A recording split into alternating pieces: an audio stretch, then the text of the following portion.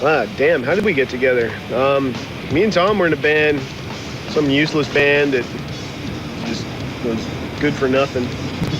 And it was my guitar teacher's band, and they had a rhythm guitar player that bailed, and I guess they got me at the time to come play because I knew all the songs that my guitar teacher knew. So anyways, that fell apart, and I still had Tom's number. He lived like right around the corner from my mom's house, and I kept him in mind. I went to an audition because I wanted to be in a band. It's from this other band, and they were just horrible. But they practiced upstairs in this building, and downstairs, Hanneman was working downstairs, and he'd have his guitar and amp down there, and he'd just be jamming. And I heard him playing, and I said, these guys upstairs suck. You and I know the same music. Why don't we go start a band? So we did. Then Dave introduced himself to me. I was outside one day. He drove by, asked me if I was a kid with all the guitars. I said, yeah. And, me and Jeff got together with Dave, started playing songs, and I got back with Tom, called him up, said, hey, you want to come check out what we're doing? We need a singer and bass player. So he did, and we went forward.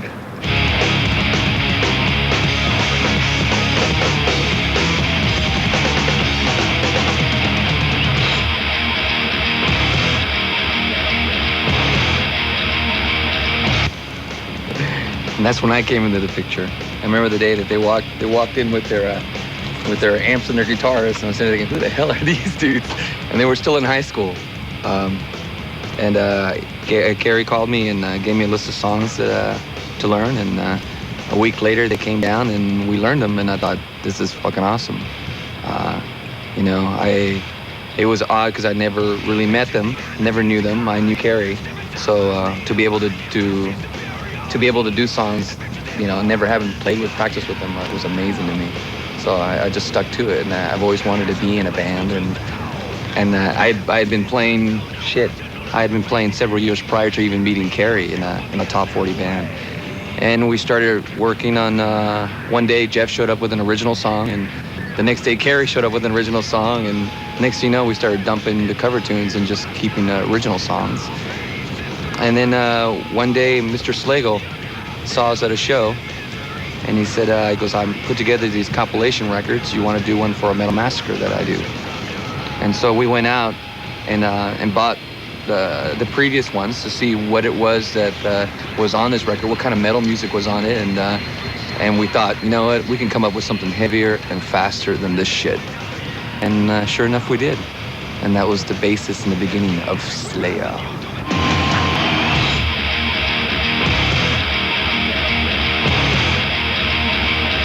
After we recorded Aggressive Perfector, Brian asked us if we would be willing to record an album for him, and we said sure.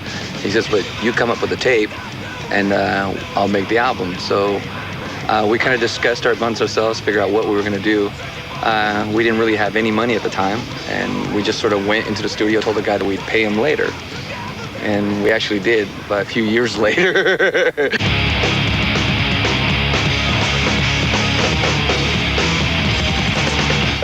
Show No Mercy came out, and it was a pretty interesting recording session. It was a recording session that we did minus cymbals, believe it or not. Remember that? Yeah. That was a suggestion that Brian Slagle had made because he had recorded something previously with other bands and said that it worked well with other bands. Silliest thing we ever did in our life. I'm surprised we even listened to it. It was the first thing we ever did, our first real recording session, so we didn't know any better. We just said, wow, work with somebody else, that's cool. But somebody else wasn't us. He obviously didn't take into consideration how fast we play, but at the time, the music was so new that nobody knew that it would be a really stupid idea until we did it. So we tried it out for all you other guys, so don't do that. Never do that. It's not recommended.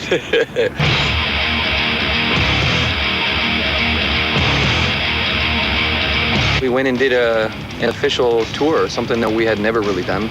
We weren't really capable of playing or allowed to play anywhere in Hollywood because nobody would really have us. So we did a few shows. And then Brian said, well, listen, I talked to all these people and they're willing to set up shows for you. What do you say you do a tour? And we're like, sure. The day came and we figured there'd be somebody would be helping us put it together or anything, and all they did was say, no, we got these dates, you need to get there. So we figured, all right, well, we need a truck. So we got a truck. We rented a truck to get all our equipment in, but we didn't have a van or anything else. And I went ahead and took the initiative and said, all right, well, I'll use my car. You got to promise me one thing. You got to get me a set of new tires when we come back.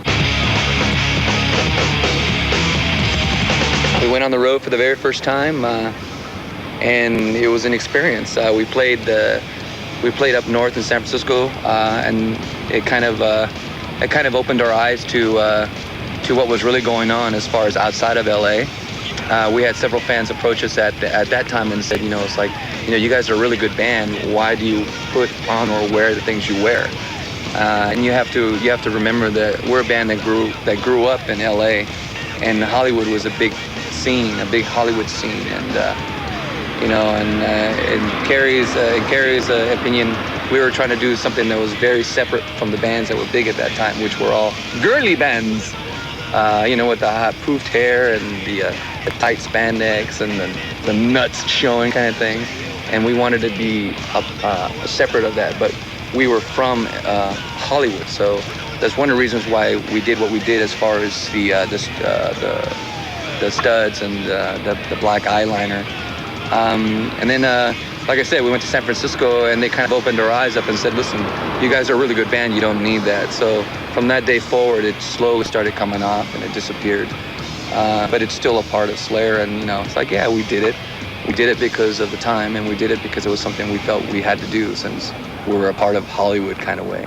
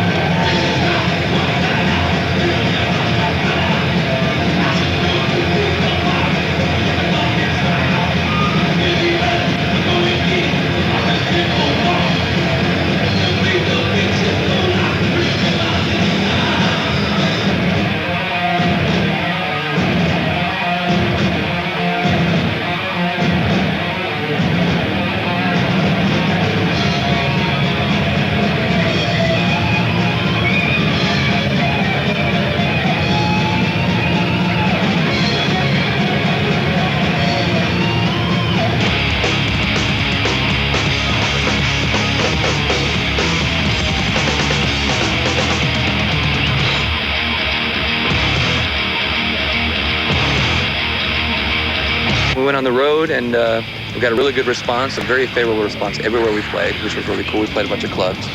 That was an adventure in itself. My car we got into a wreck with my car, I think twice.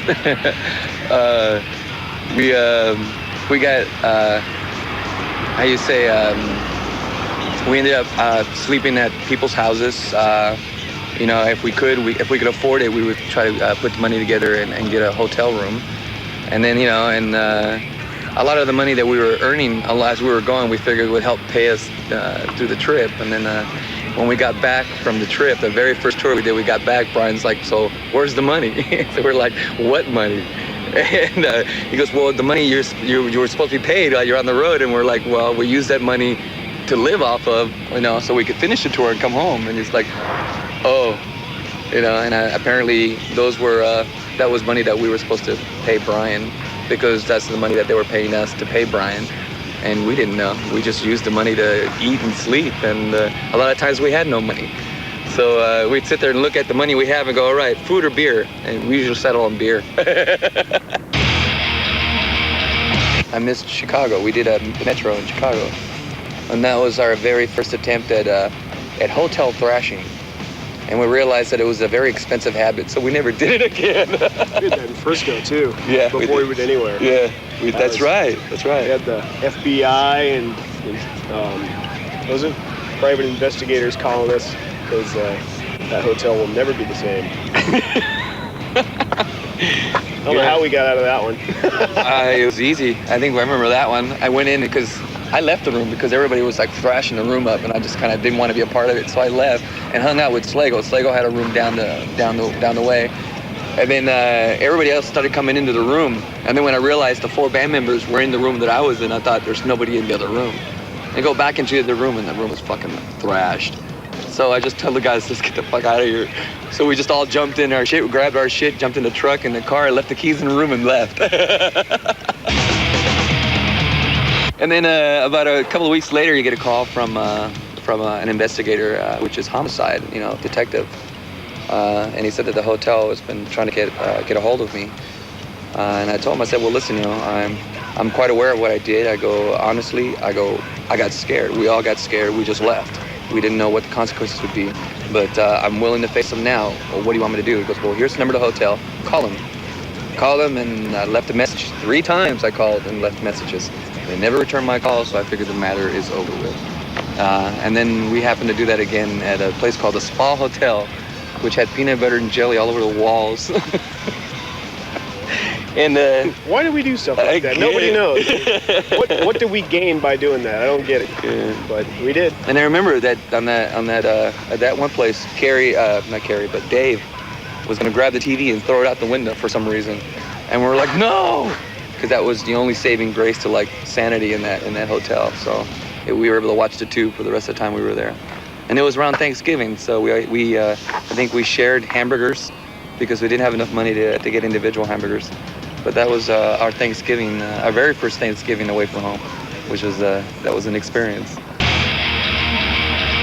And that led us on to our very first professional tour, which was with a tour bus, and we traveled with the crew, and we had a semi for all our equipment, and it was a tour that we did with Wasp. That was a lot of fun. we would go on and play, then everybody would leave, and then Wasp would play to an empty house, which was a lot of fun. They got a lot of shit thrown at them, even though they were on after us. Well, I'm trying to think of what went on. Anything special went on in South of Heaven. Man, there's special stuff in every tour. I'm trying to think. Just something off the... when you tour 13 shows in 14 days, it might as well have been in the same city for all you remember. You only remember the nights like I hurled all over the tour manager's car. That was South of Heaven, too. Yeah, that was. See, I was trying to think of something, right? Yeah. I remember we were in a rental car, and Kerry said he had to throw up, and he kept telling him, pull over. He goes, I can't ride in the back seat. And it's like, oh, you'll be fine. Yeah. He goes, pull over. He goes, why? I gotta throw up. He goes, you're not gonna throw up. Just hold on, you're not gonna throw up. And the car had child safety windows, so it only went down this much, and Kerry just stuck his throat up to the window and tried to throw it out the window, and then went down the inside of the window all over the car. And then Jeff kind of like looked over at Kerry and goes, yeah, and Kerry had this just mouthful of vomit, and he wiped his mouth like this, and we're like this on Jeff's shirt. And so the next day, the tour manager was wide awake and scrubbing the inside of the car, and we're like, man, it's a fucking rental, don't worry about it.